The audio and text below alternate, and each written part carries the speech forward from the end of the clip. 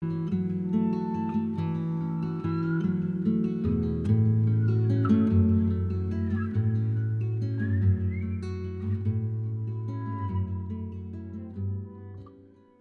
everybody to the Banyen Books and Sound podcast, In Conversation. I'm Ross McKeechee, and I'm lucky enough to be joined today by Matt Kahn. He is a spiritual teacher, highly attuned empathic healer, and the author of a few great books. The first being Whatever Arises, Love That. His second book, Everything is Here to Help You. And his newest book, The Universe Always Has a Plan, The 10 Golden Rules of Letting Go. A wonderful book. I'd like to start by welcoming you. Welcome. Thank you. Oh, thanks for having me. It's truly an honor to be here. Really honored to have you. You're definitely a favorite around Banyen Books. And just wanted to start by saying you've played a big role in my life. So thank you for that. Oh, thanks for saying that. I'm honored to know that I played that role for you. It's again, humbled, and what an honor. The first thing I want to ask is just about your new book. It's a wonderful book, and I'm just curious about the inspiration for it and your writing process. It's amazing because, when I wrote it, obviously as a channel, everything kind of comes to me very instantaneously. I had no idea the world was going to be in the state it's in. I had no idea that this book would be coming out the perfect time to be like the perfect roadmap or, manual to help everyone really take bold leaps in their awakening journey and to really step by step, go through and support Earth's ascension. So I had no idea this was going to happen. The book title is The Universe Always Has a Plan, and it had a plan that I wasn't fully aware of. So that was, I thought, very on the mark. But as far as my writing process with this book, I was going through a lot of deep healing in my personal life, a lot of change, a lot of transition, and I was in a really raw place. And what's interesting is when I usually write a book, I usually wake up first thing in the morning and I write a couple hours of content, and then I come back in the afternoon and I edit what I just wrote, and then the next day I move on. I'm able to write a manuscript pretty expediently that way.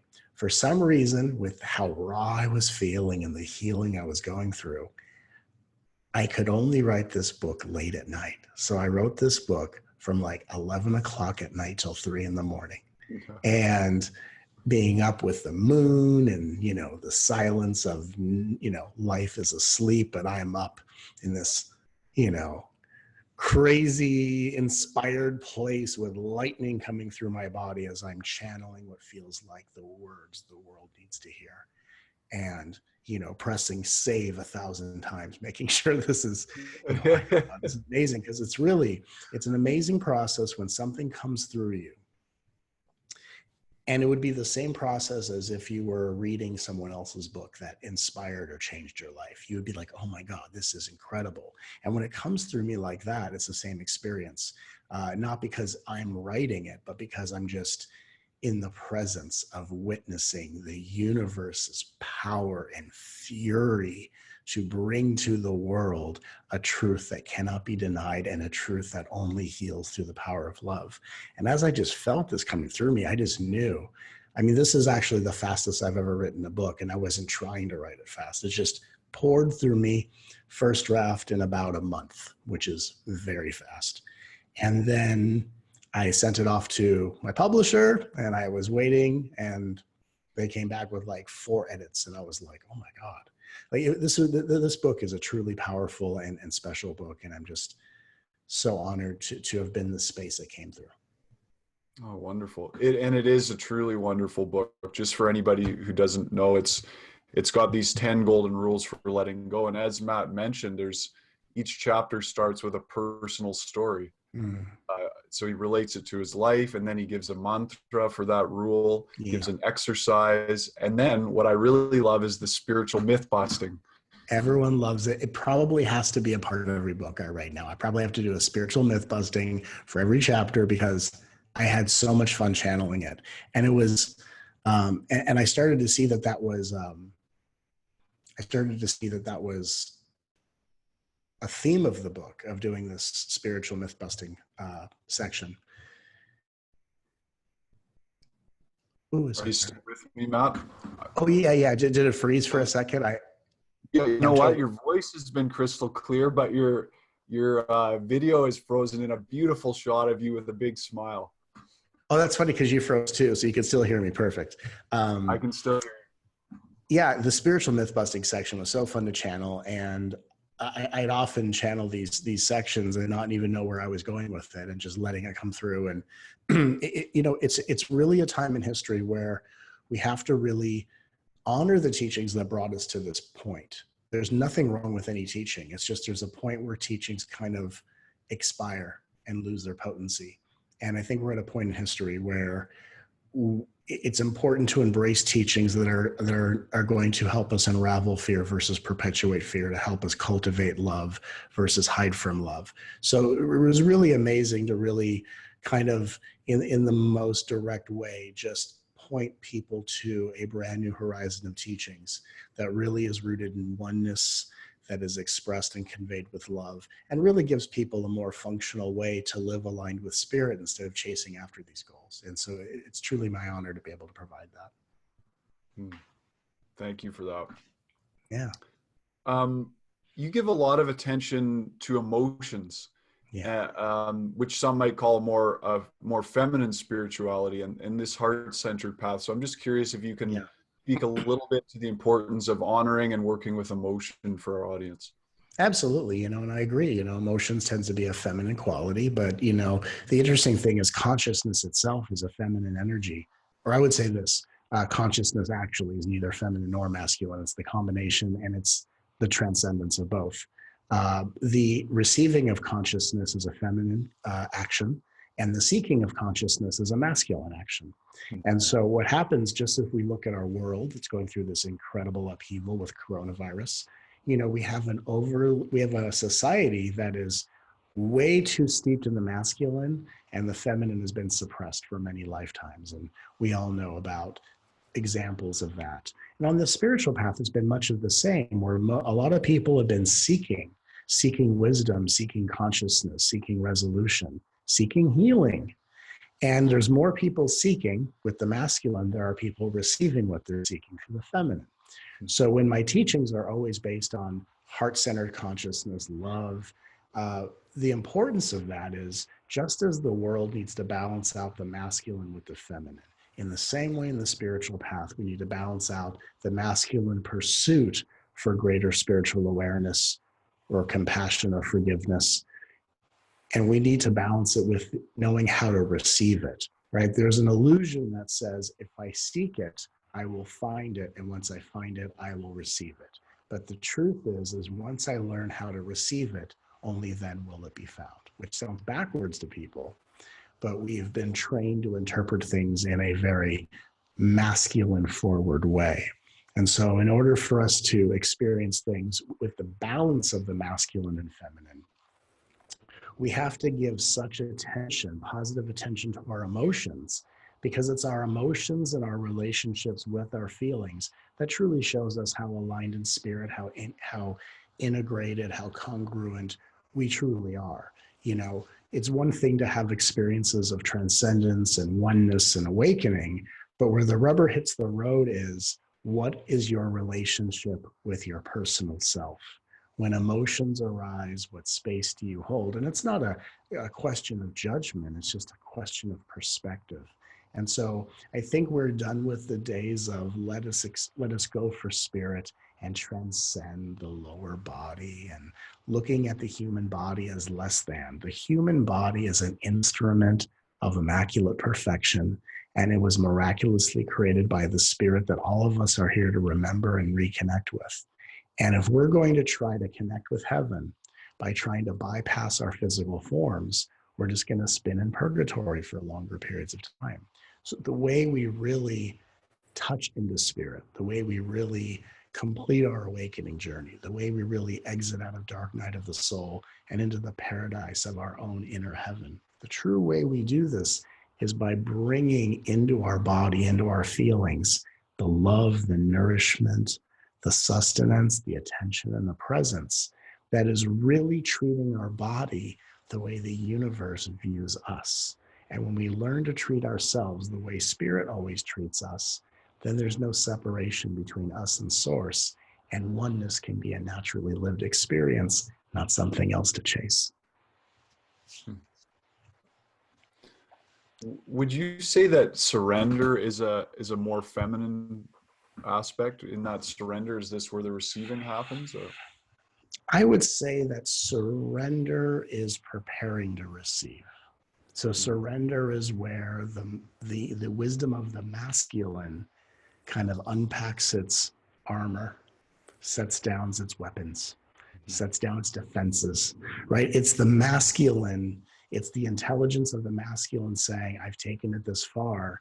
And I think, and this is where it really in surrender, it's where the warrior becomes the lover on a very existential level. The ability to receive is a feminine quality, but the ability to surrender is the moment where the unconscious masculine becomes conscious of its purpose and role. That the purpose of the masculine is to, on one level, protect the feminine until an auspicious point in time. And that auspicious point in time is simultaneously when the feminine is ready to awaken to its power, equal to the masculine, and where the masculine helps the feminine into its power by surrendering all its defenses. And instead of playing the role as being someone's defender, guardian, or protector, it becomes the beloved, the lover, the honorer, the adorer. And it's where the masculine truly surrenders to the feminine, where the mind turns inward and merges into the heart. And as the mind and the heart become one, as the masculine and feminine merge, as the left and right hemispheres of the brain come together in greater coherence, what we have awakening within us is a truth, a vibration, and a consciousness beyond polarity, beyond opposites, beyond this versus that, beyond fear versus love, light versus dark. And we find ourselves settling into what we call 0 point, which is the stillness, the openness, the emptiness, and the presence that is our natural state of being, that is animating this body, that is dressing up as you, fulfilling the universe's most wildly inconceivable dream it has, which is just to live as you. It's amazing. Yeah. You know, I'm just pinching myself a little bit that I'm sitting here having this. I've watched so many YouTube videos, and now I'm just sitting here having a conversation with you. So it's really an honor for me. Now you know how I feel. Yeah. Because that's how I feel with you, you know, and it's amazing because my entire life I've always felt that way with people. I've always had this, I always find God in everything. And it's not something I look for. It's something that for me, I was born with this ability to see it. It's something so obvious I can't turn away. So whenever I'm talking to one, I'm talking to the God within them, and everything about them is included in that. But I've always had this, and I've always had this interesting sense of, I could sense the distinction of like, I see the reverence of how I feel in someone's presence, and I can also feel how they feel in their own presence. And so that's the fury that led to my spiritual path, eventually becoming a teacher and a healer, where I thought, what can I do to help people experience themselves the way I experience them? What can I do to help people experience themselves the way Source does? That became the drive of what I do. Like you're saying, and I appreciate what you're saying about me. Like, you know, this is like a live YouTube video right now. And I sit here with you going, God, what a gorgeous expression of spirit. What a beautiful man. What a wonderful soul. And so truly, it's my experience of you as well. Oh, thank you. You're welcome. You just touched on something that I wanted to ask about, which is your journey in becoming a teacher. I've heard a bit about your childhood through your books, but actual in your adult life, was there a clear decision point, or what was that journey? You know, it was a very interesting one. So there was a point where, you know, I had an out-of-body experience at 8, which I've talked about a lot. I've had experiences of talking with my angels and guides, which started when I was about 18 years old, or in my 20s. between 18 and 20 something. I always, every time I'm interviewed, I say a different age. I can't even remember. But somewhere in that period, I started in my parents' house in my bedroom, started talking with my guides, and they would teach me things and show me things. And it was all the things I was interested in my entire life. It was all the things I wish I was learning in school. You know, when I went to school, it was just like, half the stuff I was taught, I didn't really believe, but it was kind of, I had this really interesting feeling of like, just memorize it, get through this process, and then someday we'll get to what you really want to learn. And that's how I looked at school, just play the game, right? Like a lot of people do.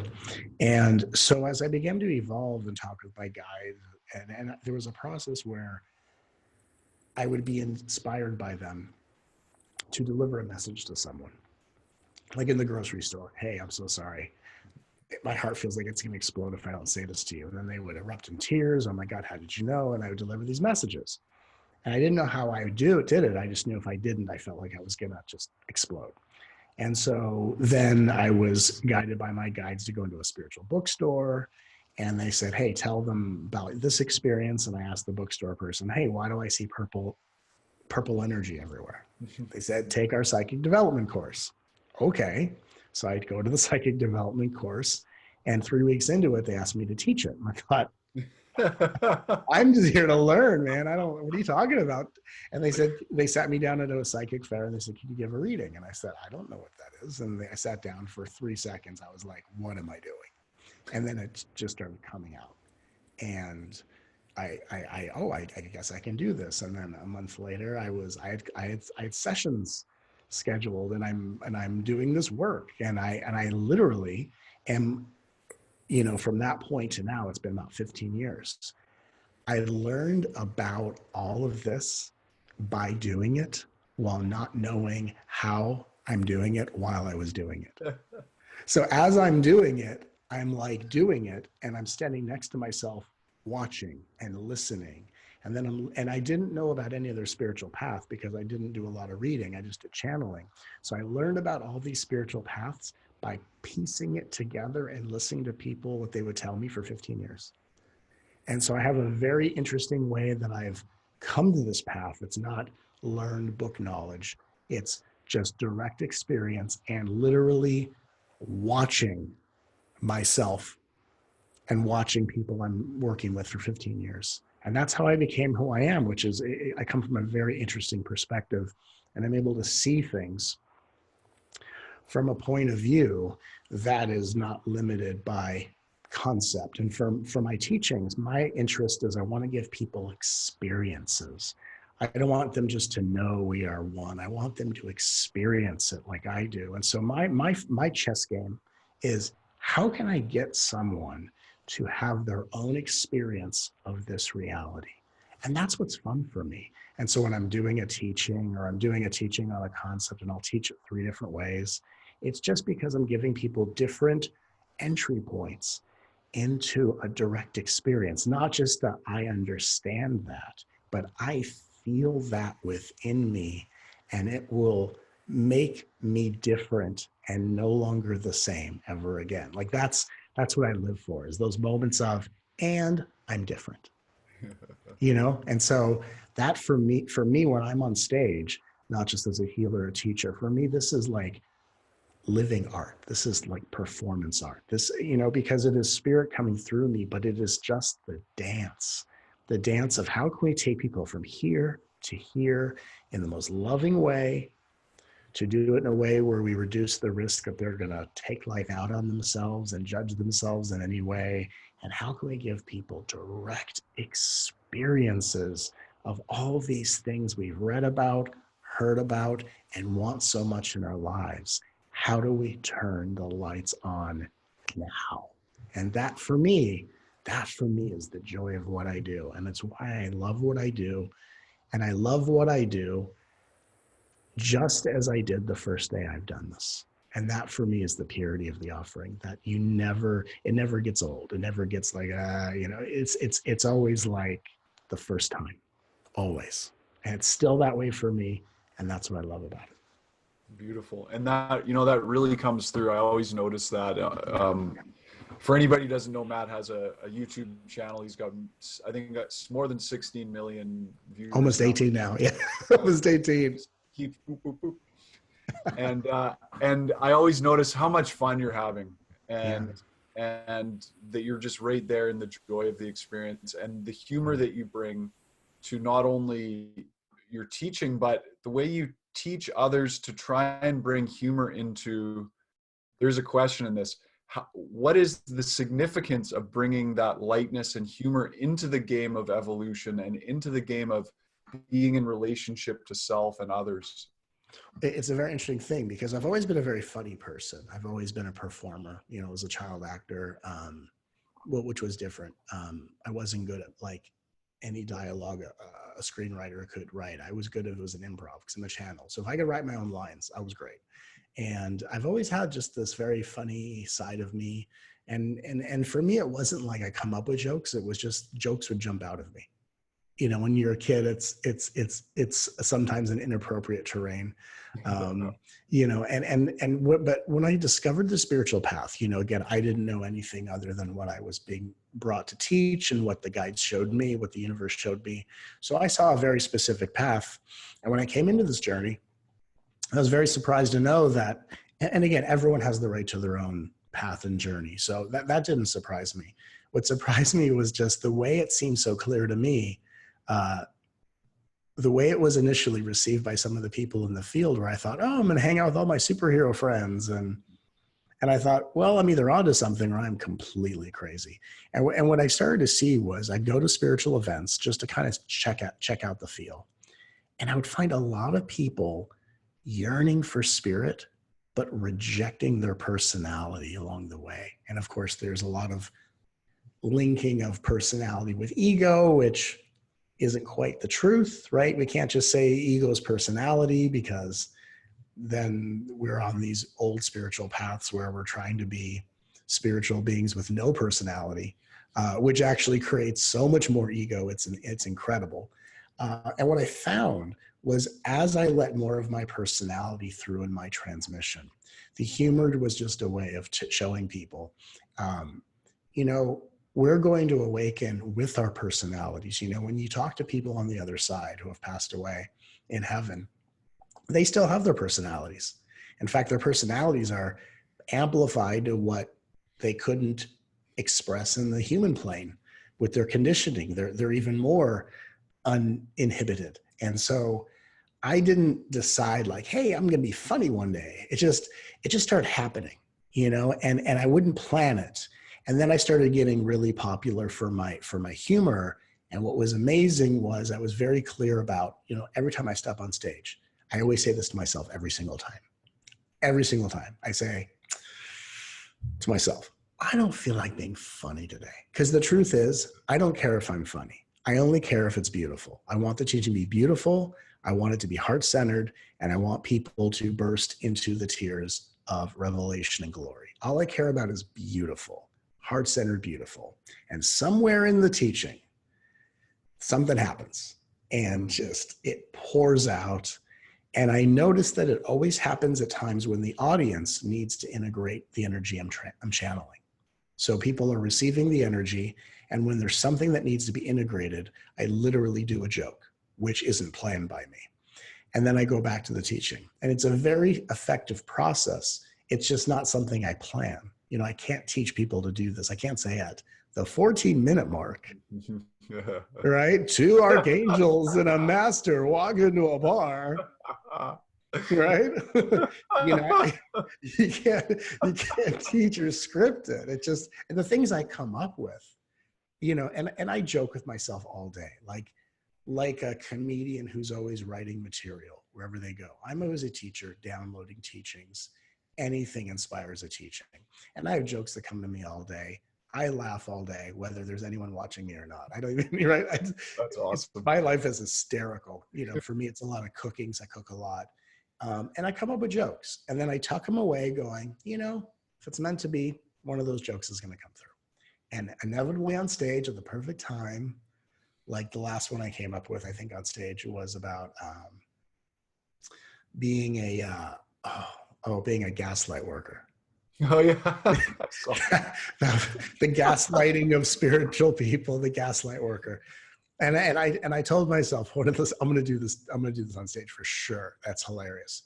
But I have no attachment. Like, and I'm so happy that I don't take it on like, oh my God, people like when I'm funny. I need to totally be funny.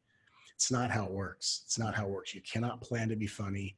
Um, if I were working in a field as a stand-up comedian, which I never would, because that's when you're expected to be funny, and that's not that for me kills the energy. I don't have to be funny in my field. And so that lets me be funny, right? If I had to be funny in my field, I have to be compelling. I have to be inspirational. I have to be transformative. For me, that's no pressure. That just feels natural. But if I had to be funny, that kills it for me. For me, I don't have to be funny for anything. And it just creates this space where there are moments where the funny finds me. Hey, yeah, it's wonderful to watch. It's very wonderful to watch. Yeah, and it's nice to be entertained while we're integrating those energies. So important, honestly, because again, you go to a spiritual event, you soak and you steep in your spiritual self. And a lot of the pain that people feel is it's their personal self saying, hey, I'm feeling left out of this. I'm feeling like I'm your child that you put into daycare outside of this event, and I'm missing mom and dad, versus let's actually do what I consider the real work, which is let's integrate, let's first transform and heal the personal self out of the conditioning that it took on from its family of origin. And then let's merge this transformed personal self as a space through which the higher self will embody. And let's bring these two things together. Because again, we're no longer going to look at spirituality through the lens of polarity. It's no longer about from hell to heaven, from dark to light. It's no longer from masculine to feminine. It's not from doing to being. These were very old concepts when the earth was still in a third dimensional alignment. And when Earth is still in 3D, yeah, that's the path. It's linear from one extreme to the other.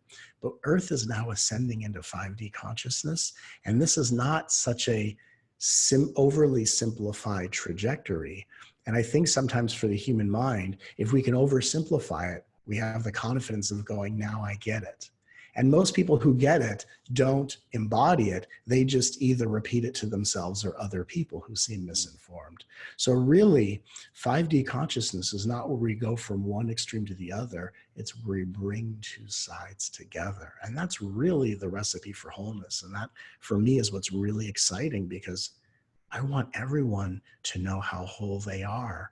And I want everyone, even for one moment, to bask in the glory of their eternal light, just for even one moment before they leave this earth plane, one moment of seeing themselves as Source does. And that for me is just the passion of what I do. It's amazing how many of my long list of questions you seem to have tuned into and answered. Just, I love that. That's awesome. Yeah. So I'm like crossing them off as you're talking. Yeah, just don't need that one anymore. Okay. I did have a question about 3D and 5D consciousness. Sure. You mostly answered it, but just what are some signposts for people to understand the distinction between 3D and moving into 5D consciousness? Yeah, 3D is all about the oscillation between highs and lows. So 3D consciousness is oftentimes, I'm feeling good one day, I'm feeling not so good. And it gets a little tricky because as empaths, as energetically sensitive beings, we go from feeling our own alignment of spirit to the low is usually I'm taking on energy of others around me and I'm not aware of it. But typically 3D is about the oscillating back and forth between the opposites. And in 3D, what we're learning about the opposites, like, the sun rises, it sets, then the moon comes out, and from, winter to spring to summer to fall, we're 3D, we're basically learning everything changes. And if we really wake up in 3D, what we're really learning is everything changes on its own trajectory and not necessarily because of what I do and don't do, right? One of the really big signs of someone who's still steeped in 3D is blaming themselves for what does or doesn't happen. And it doesn't mean we don't have free will, but our free will is, I have the free will to decide how I'm going to view something. And I'm making a choice not to make an outcome happen, but I'm making a choice as a way of constantly verifying what vibration I wish to continually anchor in my energy field. So when we wake up out of 3D, it's a nice idea that I'm going to do all these things and make this outcome happen. And maybe it will, and maybe it won't.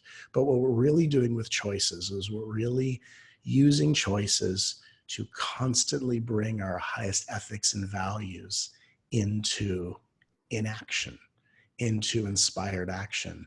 And the more we're anchoring a higher vibration, the more we let the universe work through us and bring to us what is the next step in our journey.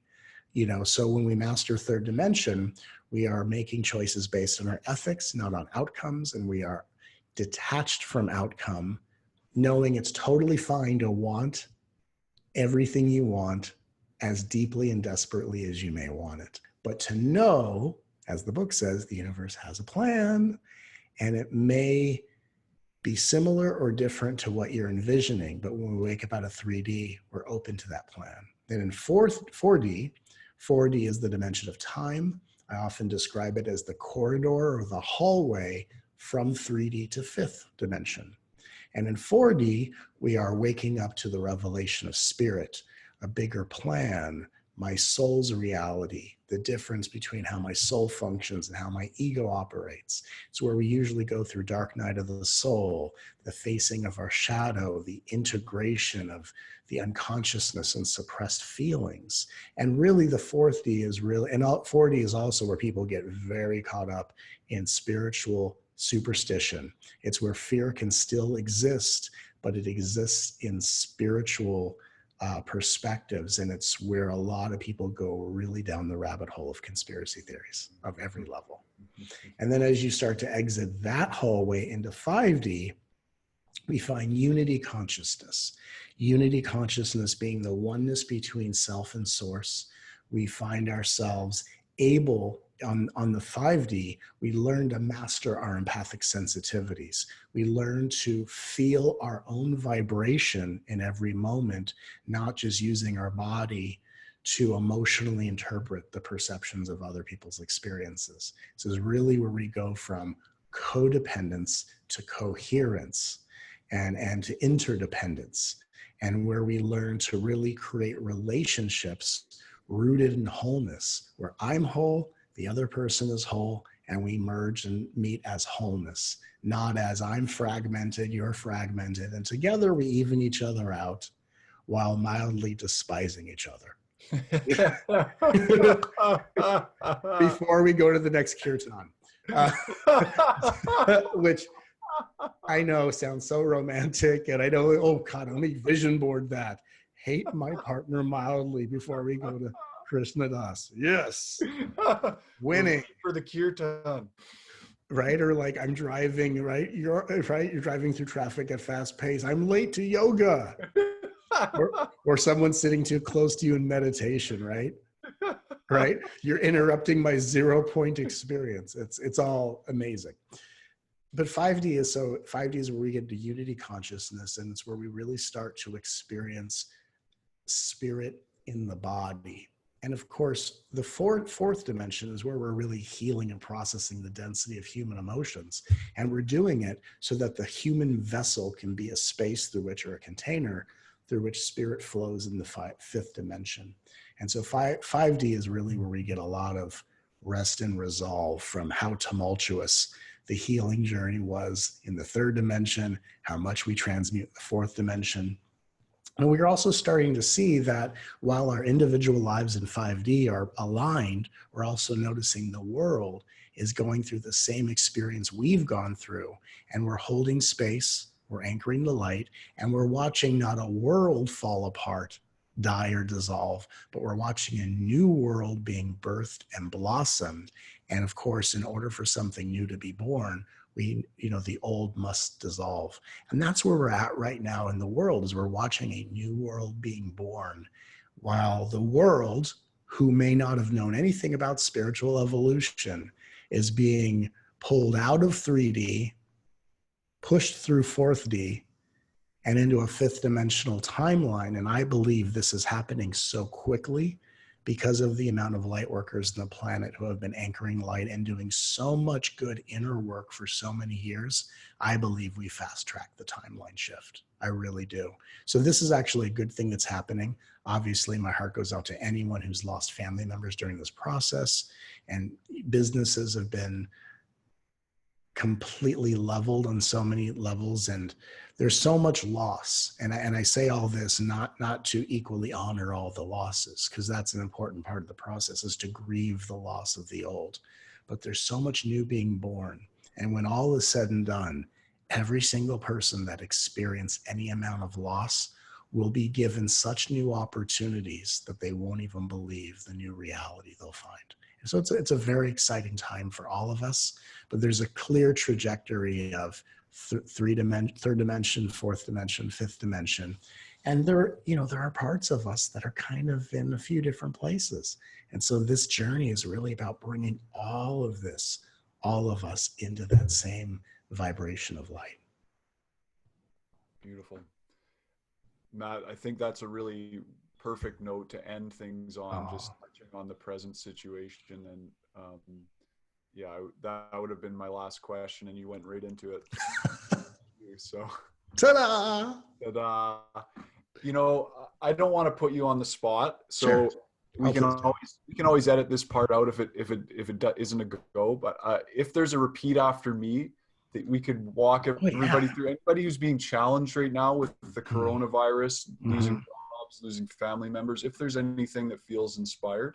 Oh, totally. Let's do a repeat after me. Oh, I love challenges. This is so good.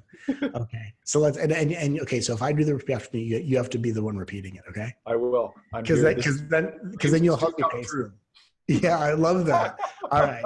So in order to really help make this time of uncertainty a chance to be more aligned in spirit, try these words out loud. I accept. That an experience of adversity is only delivering me to the opposite side of opportunity. Where I see death, only birth is occurring. Where I see destruction, only reconstruction remains. Where I sense fear, our spaces only love is healing. Where I see separation between people, is only a transformation. Allowing the revelation of oneness to emerge. And where I see fear-based news headlines, I'm only watching an old guard lose its grip of control on humanity. As humanity awakens to the autonomy and sovereignty of free will, as we come together and assemble, even on a vibrational level, to insist the world we wish to live in, instead of allowing others to tell us the way we're meant to be. This is our awakening. This is our ascension. This is our ascension. And the light welcomes me. And the light welcomes me. Just as I am. Just as I am. Whether I feel complete in my journey or not. Whether I feel complete in my journey or not. And so I'm free. And so I'm free. And so it is. And so it is.